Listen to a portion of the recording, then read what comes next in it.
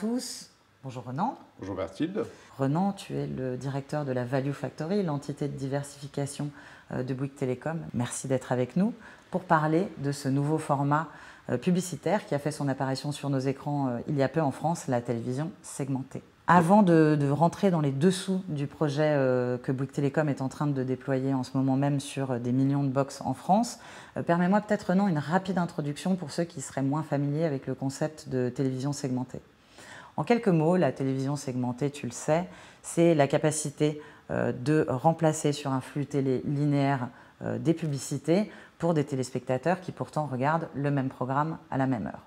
Donc plus concrètement, imagine, c'est vendredi soir et comme des millions de Français, je suis calée devant Koh-Lanta.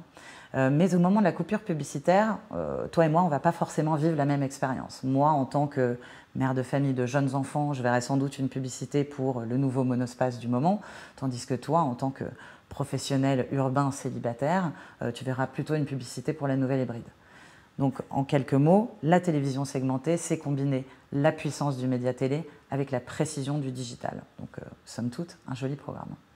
Mais donc, avant de rentrer dans le vif du sujet, si le rôle des annonceurs, des agences médias et des régies télé est relativement simple à comprendre, est-ce que tu peux nous en dire un petit peu plus sur la place de l'opérateur dans ce nouvel écosystème?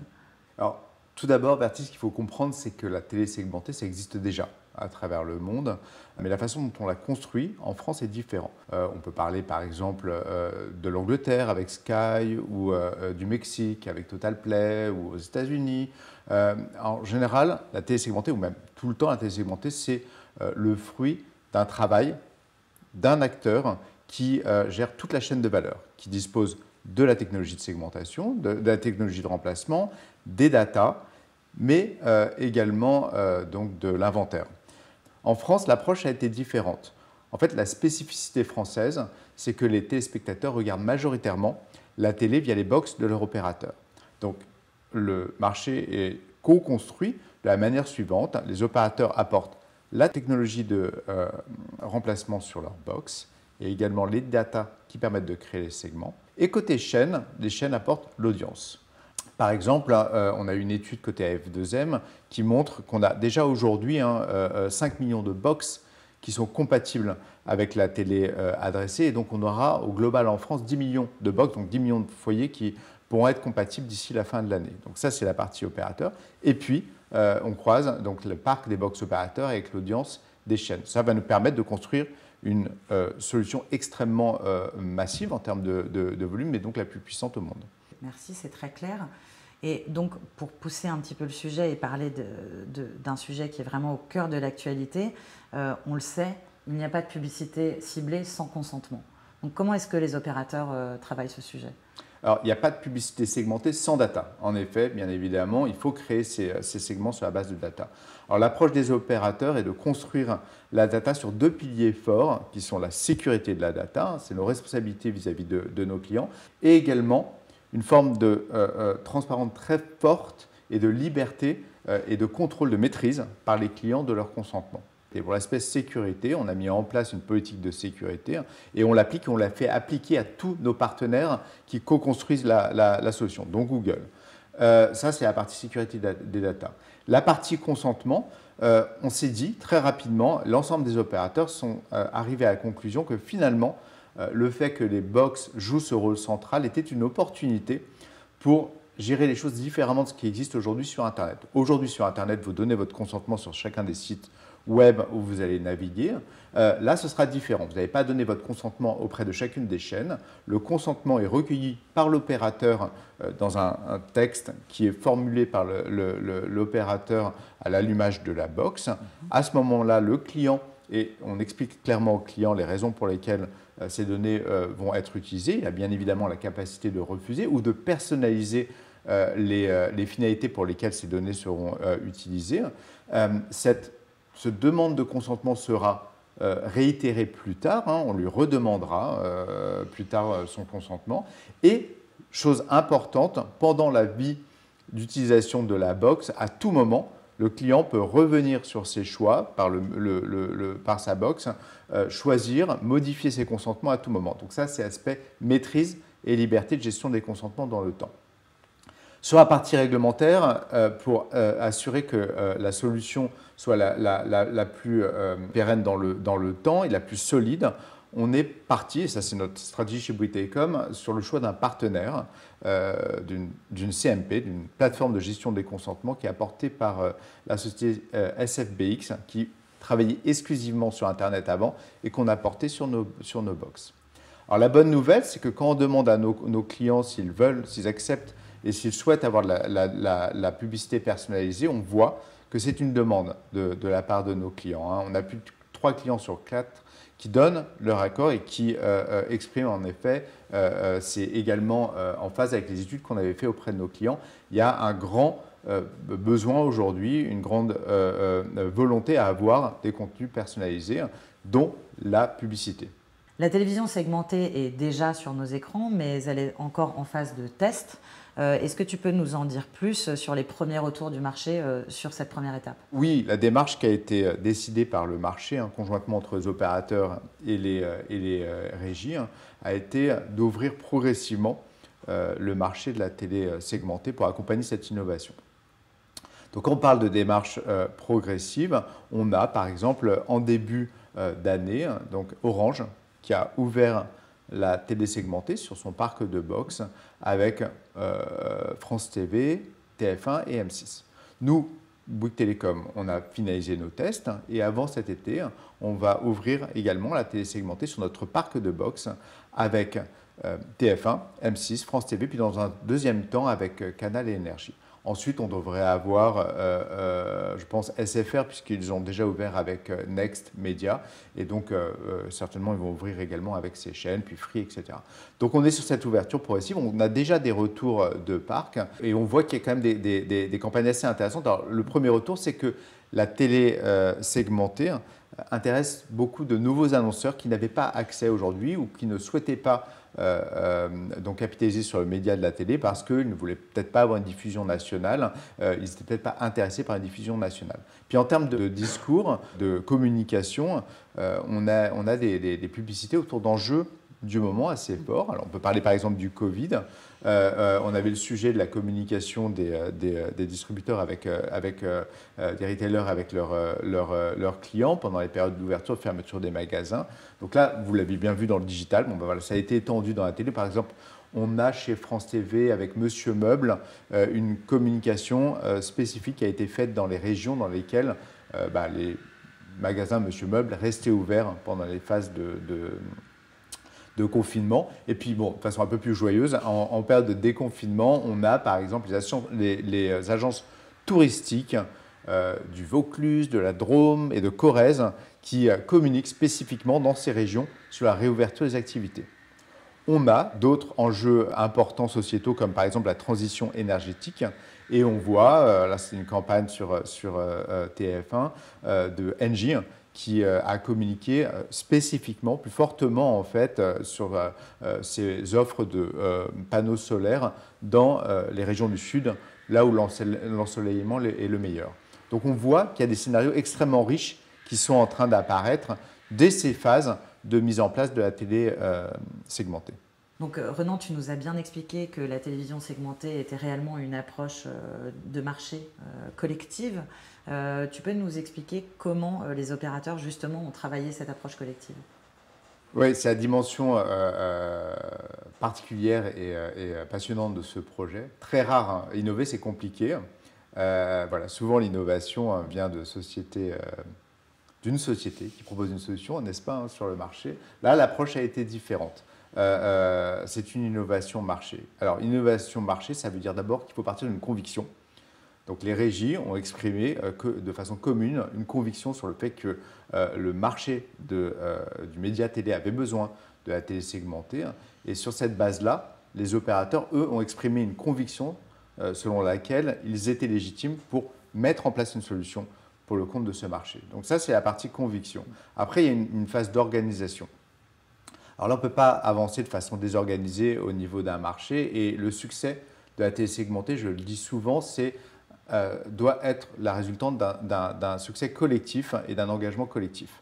Donc les opérateurs ont travaillé ensemble collectivement via la F2M, hein, l'association française du multimédia, et les régies ont travaillé ensemble via le SNPTV. C'est ça qui nous a permis d'avancer, d'abord de mettre en place assez rapidement la première norme mondiale hein, pour le marquage pour la télé segmentée commune. Ça nous a permis de créer les premiers segments de data pour travailler la segmentation, qui n'est pas que géographique, hein, il y a beaucoup de typologies de segments qui sont exprimés. Ça nous a permis également de poser une monnaie autour de la télé segmentée, hein, ce sera le CPM, le coût par mille qui sera utilisé pour la télé segmentée. Donc ça nous a permis de poser une base finalement assez rapidement et ça nous permet d'aboutir au déploiement actuel et à la démonstration que la publicité segmentée va fonctionner de la même manière sur une box ou sur une autre. Ça, c'est la première phase. Aujourd'hui, on a besoin, pour que la télé segmentée, en seconde phase, continue d'être un succès et s'industrialise, de la participation de l'ensemble de l'écosystème. Donc moi, je ne peux que favoriser la communication sur le marché entre les différentes entités, entre les acteurs de la technologie, les opérateurs, les régies, mais également les agences médias via par exemple l'UDECAM, donc ces acteurs, et puis les annonceurs, ces différents acteurs de la chaîne doivent continuer à travailler ensemble pour assurer ce qui fera le succès demain de l'industrialisation de la télé segmentée. Donc on va parler de l'enrichissement des segments. On va avoir un sujet sur l'ouverture de la télé segmentée pour le prime time. Hein, pour l'instant, ce n'est pas possible. Et puis, on va avoir également, bien évidemment, il y a beaucoup de demandes du marché pour améliorer tout ce qui est reporting, tout ce qui est opérabilité de la télé segmentée pour en faire, en effet, un canal vraiment industriel. On a bien compris les enjeux, effectivement, de passer d'une phase initiale à une phase d'industrialisation de cette solution. Et d'ailleurs, c'est intriguant. Qui sont les annonceurs justement qui s'emparent de ce nouveau canal de communication? Ouais. Alors, on en a parlé tout à l'heure. Hein, il y a un grand intérêt pour des annonceurs qui n'avaient pas accès à la télé jusque-là. Hein. Pourquoi? Parce que leur offre est souvent locale. Et donc, la télé segmentée, la première donnée hein, qui intéresse le marché aujourd'hui, ça reste quand même la donnée géographique. Hein, comment je parle à mes clients potentiels sur mon offre qui est davantage locale. Donc ça, on voit beaucoup aujourd'hui, dans le cadre des premières campagnes, d'annonceurs qui n'étaient pas disponibles, qui n'étaient pas en fait éligibles à des campagnes de type national. Puis on a des acteurs du digital aussi hein, qui parfois déploient d'abord leur offre dans un secteur urbain avant de le rendre national, des offres de services par exemple. Donc voilà, donc il y a toute cette capacité à cibler spécifiquement soit une quantité de population, soit une population géographique, à être plus pertinent. Ça, c'est pour les nouveaux annonceurs. Hein. Et puis pour les annonceurs historiques comme Bouygues Telecom, hein, par exemple, qui font déjà des campagnes largement en télésegmentée. Là, l'idée, c'est d'augmenter encore le niveau de qualité. Ça rejoint un peu la stratégie qu'on a sur le digital. Aujourd'hui, il faut savoir que nos clients sont surexposés en publicité. Hein, et du coup, le message peut être mal perçu. Et donc là, l'idée de ces campagnes publicitaires, de la télé segmentée, c'est d'avoir la meilleure communication auprès de nos clients en pouvant associer la qualité d'une offre avec la qualité d'une créa qui apporte un côté émotionnel et puis la qualité de la bonne segment, parler aux clients qui sont intéressés typiquement par ces offres. Plus concrètement, si on regarde un opérateur, de la même manière qu'en digital, sur Internet, ça ne vous intéressera certainement pas d'être exposé à une offre ou à un produit dont vous disposez déjà. Donc nous, en tant qu'opérateur, si notre client en face a déjà la box de chez l'opérateur, autant lui parler, soit lui faire une campagne plutôt de branding, ou alors lui parler d'une offre mobile, etc. Et puis, il y a plein d'enjeux géographiques pour les opérateurs. Aujourd'hui, entre le déploiement de la 5G, entre le déploiement de la fibre, typiquement, pourquoi exposer un foyer à une campagne fibre si la zone n'est pas encore couverte par la fibre? Voilà, donc on essaie d'être plus pertinent, on va être plus pertinent grâce à cet nouvel outil dans la lignée hein, de l'enrichissement des campagnes qu'on fait déjà dans le digital. Oui, donc on comprend bien effectivement qu'il y en a pour tous les goûts en télévision segmentée. Et à t'entendre parler, c'est vrai que ça a l'air très simple comme ça, la télé segmentée. Mais évidemment, quand on va un peu sous le capot, typiquement du projet que Bouygues Telecom est en train de lancer, on se rend compte que c'est quand même un sujet qui est assez complexe, notamment au niveau technique, et on peut même presque parler de prouesse technologique hein, au niveau de tous les acteurs de la chaîne. Donc tu peux nous expliquer un petit peu plus précisément le parcours d'une publicité segmentée? Oui, alors sous le capot, c'est complexe, hein, bien évidemment, mais on a bien travaillé pour que ce soit interopérable. Et donc, ce qui intéresse le marché, c'est plutôt l'opérabilité, comment je vais pouvoir l'utiliser. Et ça, c'est beaucoup moins compliqué qu'on ne pourrait l'imaginer. En tout cas, notre rôle, c'est de le rendre le plus simple possible. Et donc, on a voulu, en parallèle du déploiement du projet, expliquer comment ça fonctionnait. Et c'est pour ça qu'on a mis en place une émission qui s'appelle La Fabrique de la télé segmentée en partenariat avec Canal. Et dans le cadre de cette émission, on a expliqué, en fait, donc autant regarder en fait en image hein, comment ça fonctionne. Donc, je propose de visionner le fonctionnement et en fait l'aventure d'une publicité segmentée. C'est parti. Voyons ce qui se passe avant, pendant et après la campagne. Avant toute chose, cela démarre avec le consentement du foyer à des publicités segmentées. Grâce à ce consentement, l'opérateur met à disposition des régies publicitaires des segments. La box que nous avons chez nous lit le flux envoyé par les chaînes, et notamment des marqueurs. Ces marqueurs signalent à l'opérateur l'arrivée d'un écran publicitaire, décrivent la composition de cet écran et demandent à l'opérateur d'appeler l'ad-serveur de la régie publicitaire. La régie programme pour chaque spot publicitaire les critères de ciblage demandés par l'annonceur et qui correspondent aux différents segments des box. Par exemple, domicilié en Bretagne et petit consommateur télé. La régie envoie ensuite à l'opérateur le film publicitaire de la campagne tout en s'assurant de sa bonne conformité. Pour pouvoir être diffusées, les campagnes doivent respecter le même niveau de qualité demandé par l'ARPP, l'autorité de régulation professionnelle de la publicité pour toute diffusion publicitaire en télé. Pour décider de substituer un spot par un autre, la régie doit tenir compte de certaines contraintes. Tout d'abord, et c'est un élément essentiel, un spot ne peut être remplacé que par un spot ayant la même durée. Par ailleurs, la régie analyse la composition de l'écran publicitaire et, en fonction de ses règles commerciales, décide des spots à remplacer. Maintenant, voilà comment cela se passe. Quelques minutes avant l'arrivée d'un écran publicitaire, la box, via l'ad-serveur de l'opérateur, envoie une demande à l'ad-serveur de la régie. La régie lui communique alors quels spots doivent être remplacés par quels spots selon le segment auquel appartient la box. Pour chaque box, l'opérateur opère ensuite la substitution, sachant que les spots substitués peuvent être différents d'une box à l'autre. L'ad-serveur de la régie remonte des informations au fil de la diffusion des campagnes. La régie envoie à l'agence un rapport de diffusion de la campagne segmentée. Prêt à vous lancer ? Donc maintenant qu'on a bien compris le parcours d'une publicité segmentée, tu peux nous en dire plus sur le rôle de Google dans ce projet? Bien sûr, Bertune. Donc, notre choix côté Bouygues Telecom, quand on a voulu mettre en place le projet, a consisté à intégrer le meilleur du digital pour le mettre à disposition sur nos box. On a pris une CMP, une plateforme de gestion des consentements, une plateforme de gestion de la data, on a un partenariat sur la data avec LiveRamp, des outils de mesure de la performance, et puis il nous fallait un ad-serveur.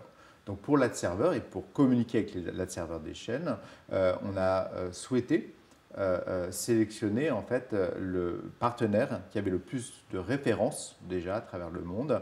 Et donc on a sélectionné Google qui avait notamment déjà déployé une solution avec TotalPlay au Mexique avec lequel on échangeait.